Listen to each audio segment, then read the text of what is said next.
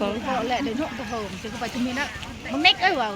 จะมีนะอะไรจูจีละไหลมาเจอแม่น้องเดือนอีกแล้ว นี่ยังอยู่ตลาดจ้าอยู่ตลาดจ้าอาจจะส่ง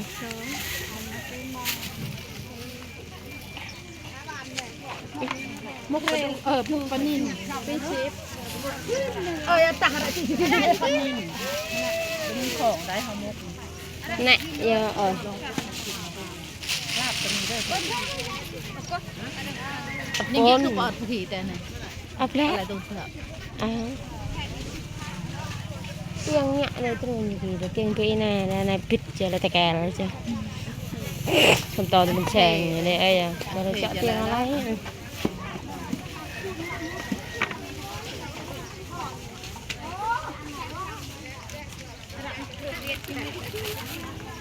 แบงก็ได้จีจีจะจูเม็ด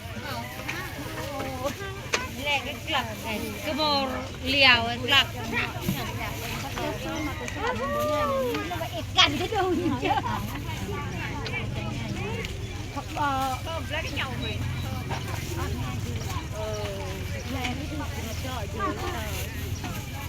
เจาะไปแดกเป็นนัวเตี้ยห้องน้ำบ่ตรงมาแหละป่ายเว้ยกระดุกพันเฮาชาว ตรง25ค่ะตรงสหาแล้วเราเขาทำเขาจักเนื้อต่อก็ไปได้แบบนี้ค่ะครับแล้วมาตรงเครื่องโลของ25ขวดจ้ากระหน่ำจ้ามันมึง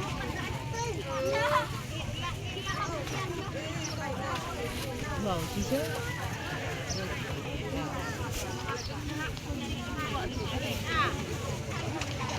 คนหลายเยอะคน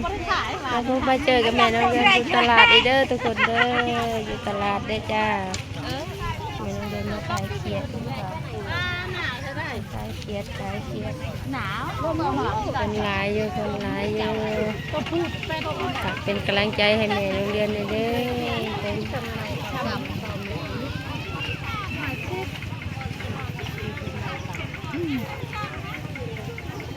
อตะคิดบางทีตะแบงเงินเราเรียกตะบนแบ่งรวมlạiก็สี่สิบ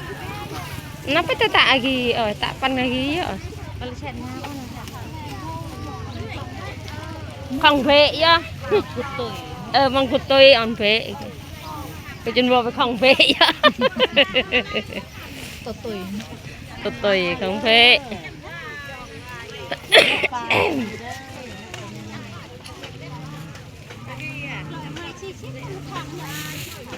แบงnhá rồi má hiền này chèn tạอะไรแบ่งนี่แหละchưa pha đâu mày cả mình lẹt rồi mắt tay vàng rồi cái đôi tay chứ là phải nào mày khẩn bài ta thế sao ha cha xe này ơi sư soi đè sao ha cha sao ha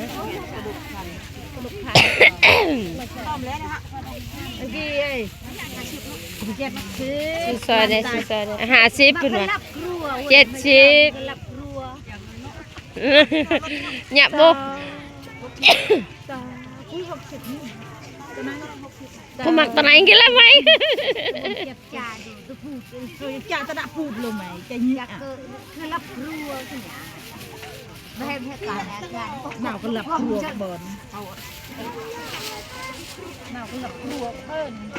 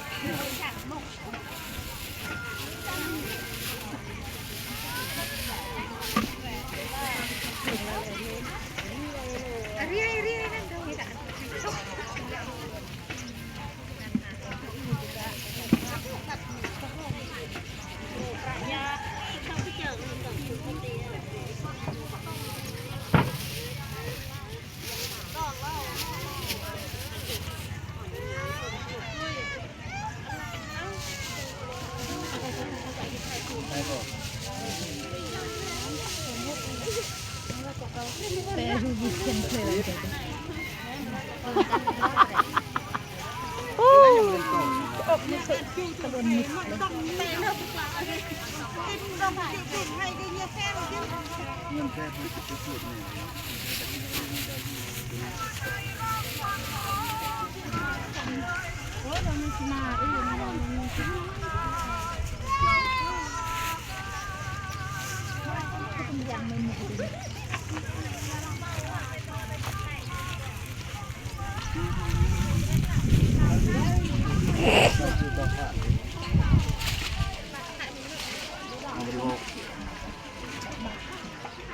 ่น้องเดือนพาไปเบิ่งรีวิวตลาดได้อทุกคนเด้อเบิ่งบรรยากาศตลาดบ้านแม่น้องเดือนคนน้อยคนหลายสำใดนี่หลายอยู่ทุกคนแต่เช้าเดี๋ยวนี้ตอนนี้6 โมงตอนนี้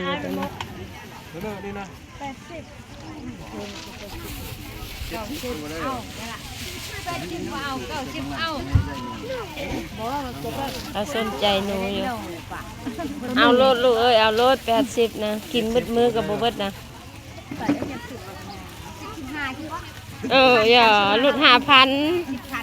ความกัน5,000ด้วยลูกปั่นกันคนละครึ่ง อย่ากินมือกับบ่หมดทงช้างไปเท่าไอ้เหี้ยตุนาตอนกูไอ้เหี้ยได้มันกันไอ้ขี้ อยากอะไร อย่าลูกได้ เนี่ยตะบนประจอมอะไร จ่าควรหน่อย แม่ประ cái này tồn này 60ถูกสิใส่ทงให้แล้วนะเอ้ย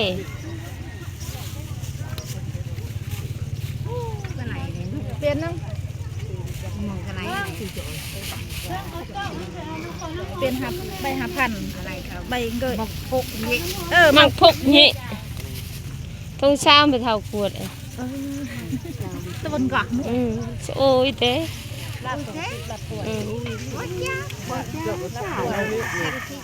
ăn bốc bạcกับbốc lại sao cũng mình mua thế phùa thì lấy chuỗi cả phùa thì มัดอะไรจนกลากนี่เจอมัดอะไรเจ้าชี bốc bốcปนิน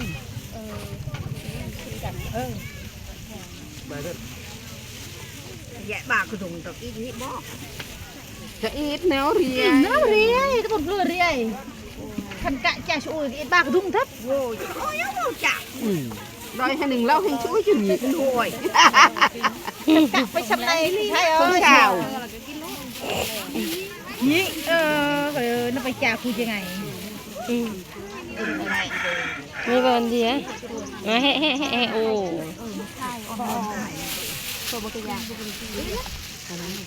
ở dù nó này nó đâu cái cam con nè cả rôm rồi dạ ra cái ăn rồi để khi ăn rôm thì thế này đi chắc hẳn đúng này อันอีจะได้คนเห็นไหมไป ชาวพัน เช่นนี้เช้า เช่นในเช่นเช้า ไปเช่นเช้า เช่นชาวพันเอ็ดอ่ะกัดตาได้เห็น nó giàu เอ chùa เปลือกก็ได้เปลือกก็ได้พอนู่นเอา อะไรเจ้าเจ้า อย่าละอีเจอละแปะกันไปเลย อะไรแปะกันเบิ่มดับ อย่าละแปะกันเบิ่ม แปะจะไปไปกี่ก็ ต่อจู่ยันต้องไปจันต่อ อันตรายเยอะ มึงก็มันจะปะ ชาวพันชาวพัน ได้ขายอยู่จ้าได้ขายอยู่จ้า